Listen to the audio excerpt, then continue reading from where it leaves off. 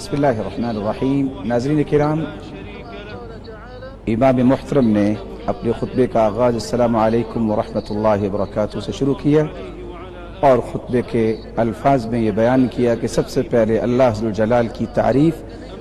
جس کی توفیق سے ہی ساری نعمتیں انسان کو میسر آتی ہیں، اور اس کے بعد درود و سلام اس ہستی پر جس کو اللہ ذوالجلال نے ہادی و مرشد بنا کے بھیجا۔ حمد و صلات کے بعد اس بات کو یاد رکھیے اے مسلمانوں کہ اصل انسان کی اور پوری انسانیت کی کامیابی اس بات پر ہے کہ اللہ ذوالجلال کا تقوی اختیار کیا جائے اور اللہ ذوالجلال کے سامنے ہی اپنے آپ کو گرایا جائے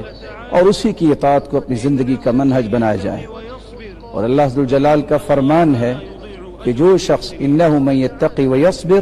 جو تقوی اختیار کرتا ہے اور صبر اختیار کرتا ہے، اللہ ذوالجلال اسے کبھی نہ گرنے دیتا ہے اور نہ ہی کبھی ضائع ہونے دیتا ہے۔ اور اللہ ذوالجلال کا یہ فرمان ہے کہ اللہ ذوالجلال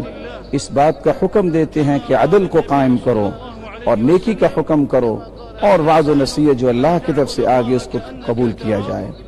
اور اللہ کے رسول صلی اللہ علیہ وسلم نے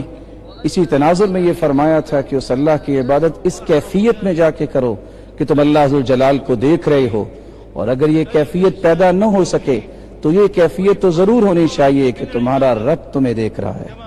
اور عبادت جو ہے اس ضمن میں یہ بات مسلمانوں سمجھنی چاہیے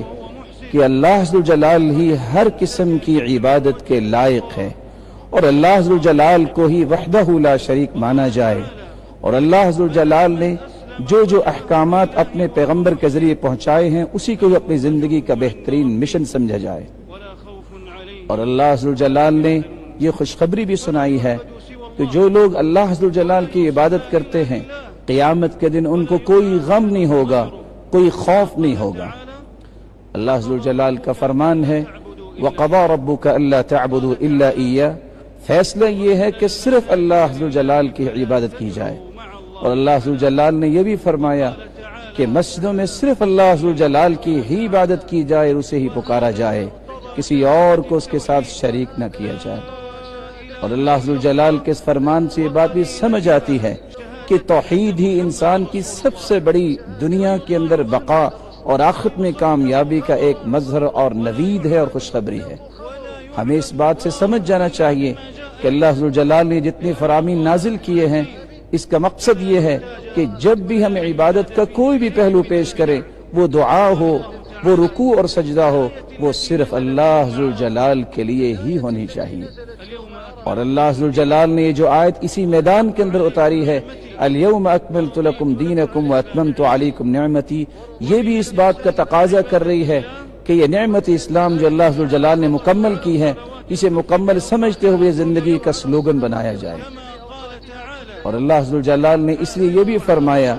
کہ نمازوں کی حفاظت کرو اور خصوصاً نماز عصر کی حفاظت فرماؤ۔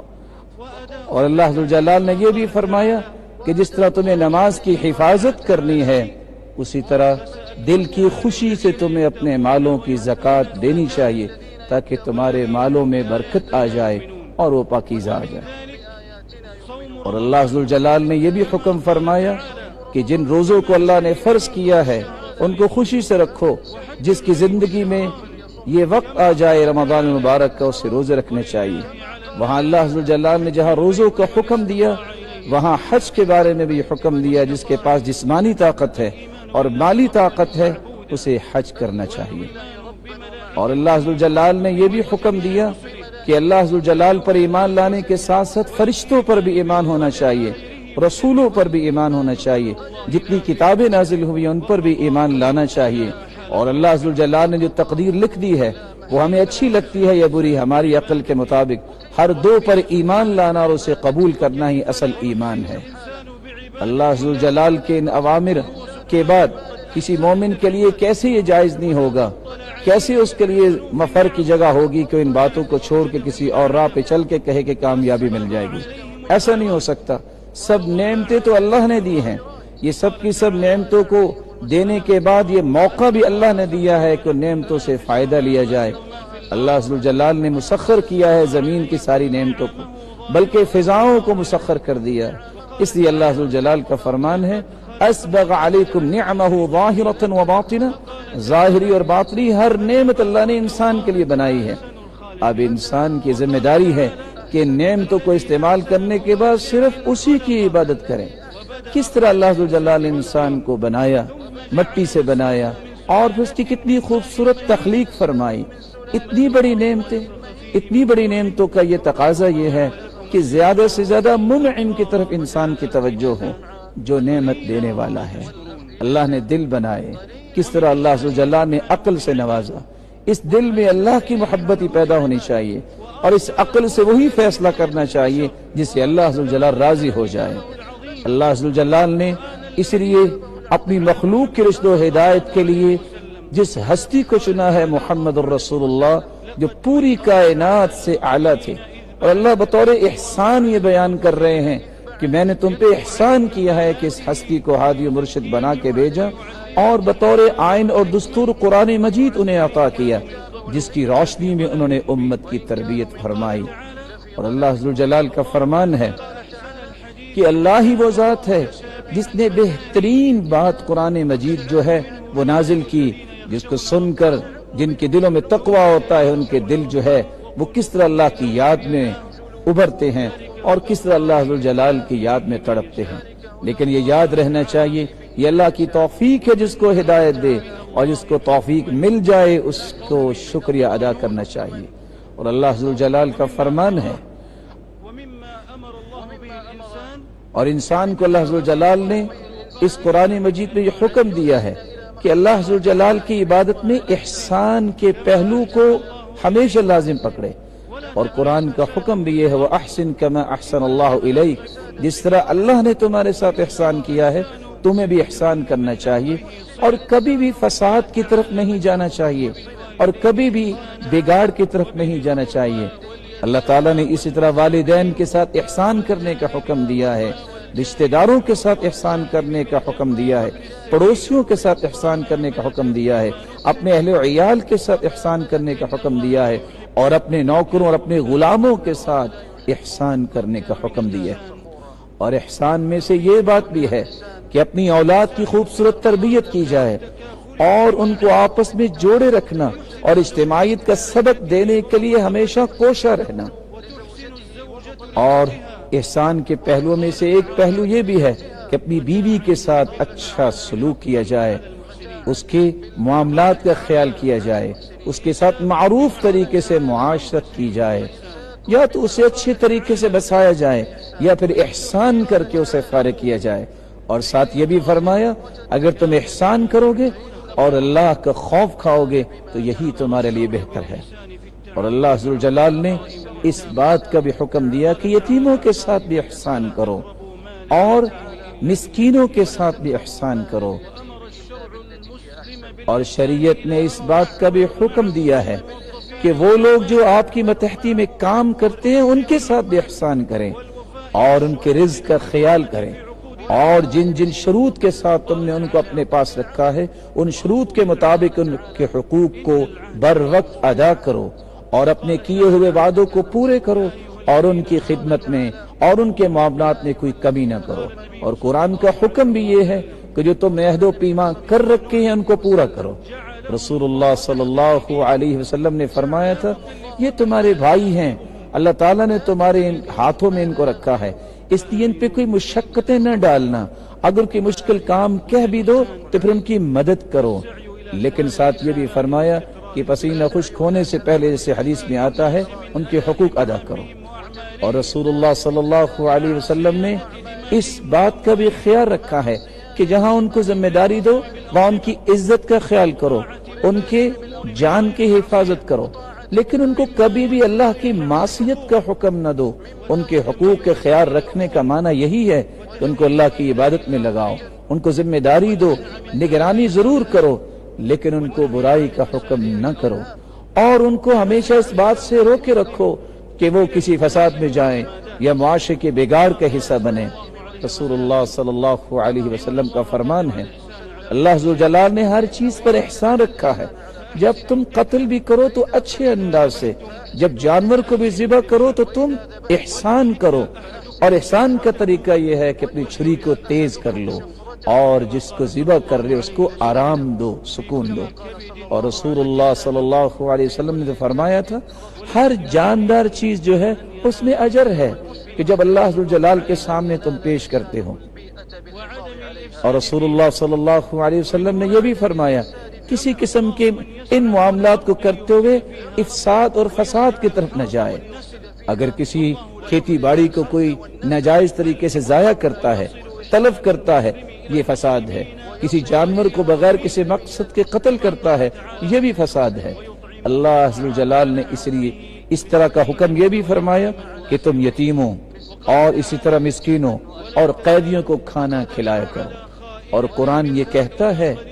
اللہ عز و جلال کے بارے کو ہر ایک کا علم ہے کہ وہ سوچتا کیا ہے اور وہ کرتا کیا ہے، اور اللہ احسان کرنے والوں کو پسند بھی کرتے ہیں اور ان کے بارے میں جانتے بھی ہیں۔ بلکہ اللہ عز و جلال نے تو یہ بھی حکم دے دیا کہ جو لوگ تمہارے دشمن ہیں تم ان کے ساتھ بھی احسان کرو۔ ادفع باللتی ہی احسن، اگر تم ان کے ساتھ احسان کرو گے تو دشمن بھی تمہارے دوست بن جائیں گے، صرف دوست نہیں گہرے دوست بن جائیں گے۔ اور جن کو جنت میں بلند مقامات نصیب کیے جائیں گے وہ اسی وجہ سے ان کو ملے گا کہ انہوں نے صبر کیا، برداشت کیا اور انہیں لوگوں کے ساتھ اچھا تعامل کیا۔ اللہ تعالیٰ نے اس بات کا بھی حکم دیا کہ جب تم کوئی چیز خریدو یا بیچو اس کے پیمائش کے پیمانے درست رکھو، اچھے انداز سے کسی کو دو تو اچھے انداز سے لو۔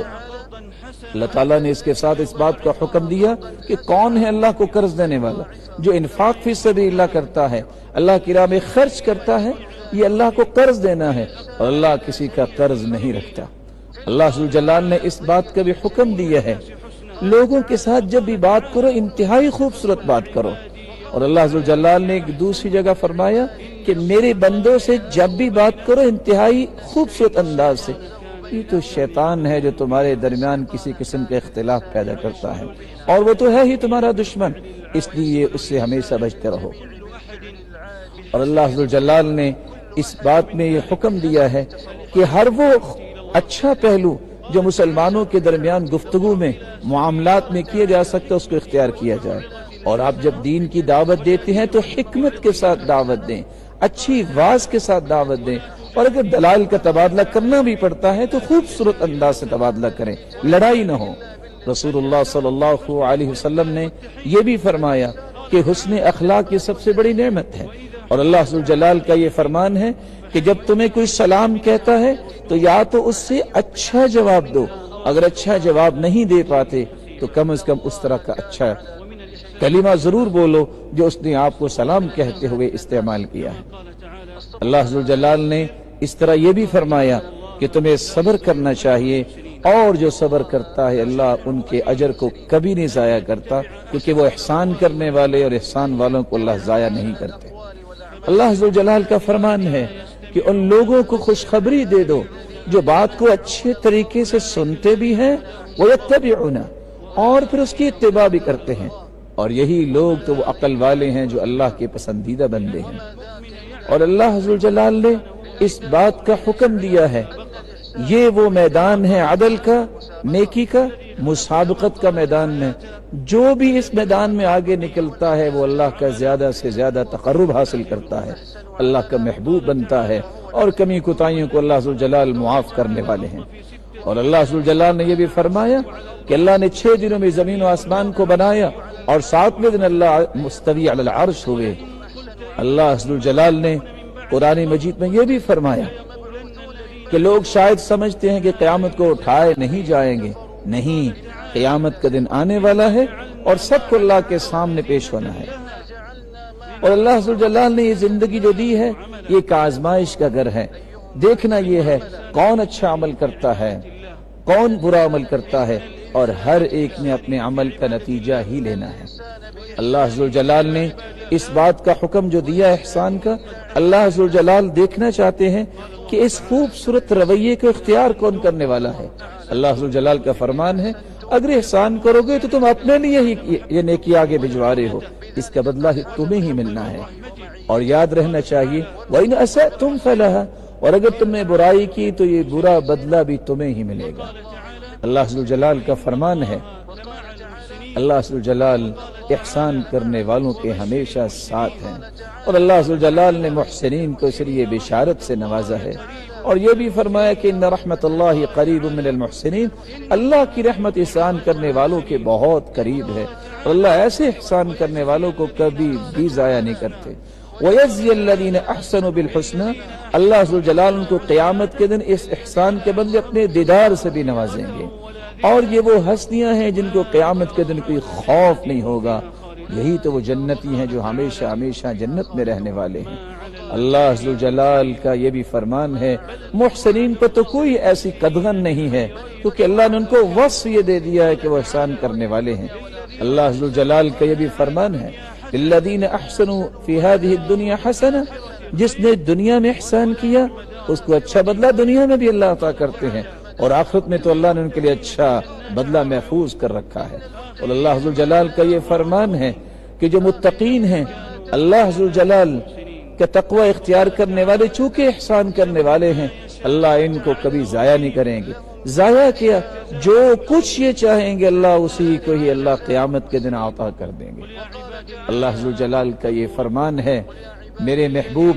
آپ میرے بندوں سے کہہ دیجئے کہ جو اچھا عمل کرنے والے ہیں میں انہیں اچھا بدلہ ہی دوں گا۔ میری زمین بہت وسیع ہے، صبر کو اختیار کرنے والوں کو میں بے حساب اجر سے نوازوں گا۔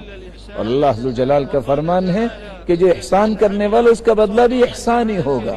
اور ساتھ ہی اللہ ذوالجلال کا یہ فرمان ہے، جو مرد مومن ہے یا مومن عورت ہے جو بھی اچھا عمل کرے گا ہم اسے زندگی بھی خوبصورت عطا کریں گے، حیات طیبہ بھی عطا کریں گے، اور ان کے عمل سے بڑھ کے قیامت کو انعامات سے نوازیں۔ اللہ کے رسول صلی اللہ علیہ وسلم نے فرمایا، جب تم میں سے کوئی اگر اپنے اسلام کو اچھا کر لیتا ہے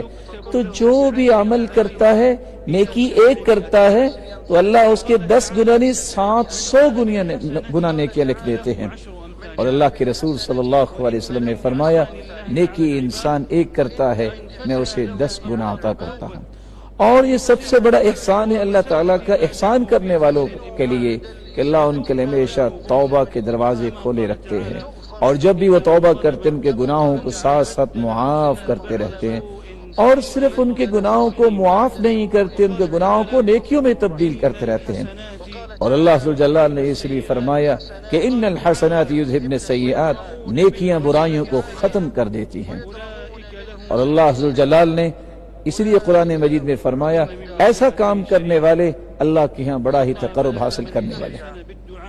اللہ کے رسول صلی اللہ علیہ وسلم نے یہاں تک فرمایا کہ اگر تمہارے ساتھ کوئی احسان کرتا ہے اس کے لیے دعا بھی کرو، اور اس کی اچھائی کا بدلہ اچھائی کے ساتھ دو، اور کبھی بھی اس کی نیکی کو ضائع نہ کرو، اور نہ ہی اس کی وفاؤں کو بھولو۔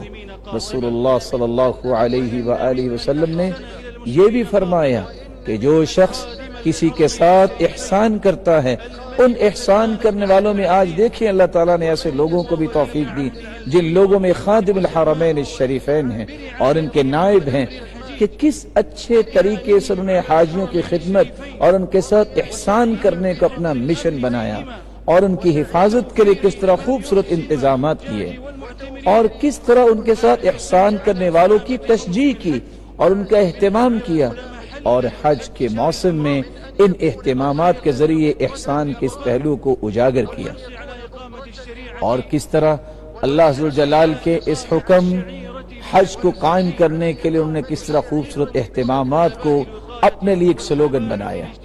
اور کس طرح مسلمانوں کی حفاظت کے لیے اور مسلمانوں کی صحت کی حفاظت کے لیے کس طرح انہوں نے SOPs بنائے تاکہ مسلمان جو اللہ کی عبادت کرنے آئیں وہ خوبصورت طریقے سے عبادت بھی کر گزریں، اور ان کی صحت اور سلامتی کا بھی خیال کیا جائے۔ اور اللہ کے رسول صلی اللہ علیہ وسلم نے اس لیے فرمایا تھا کہ جس جگہ پہ کوئی بیماری آ جاتی ہے وہاں سے نہ نکلو، اور جہاں بیماری ہو وہاں نہ جاؤ۔ اللہ ذوالجلال سے دعا ہے کہ اللہ ذوالجلال ان کو جزائے خیر دے اور ان کی زندگیوں میں برکت فرمائے کہ انہوں نے یہ بہترین طریقے سے حاجیوں کی خدمت کا یہ بہترین طریقہ اختیار کیا۔ مسلمانوں جو اس وقت عرفات میں موجود ہو، ان مناسک کو اچھے طریقے سے مکمل کرو،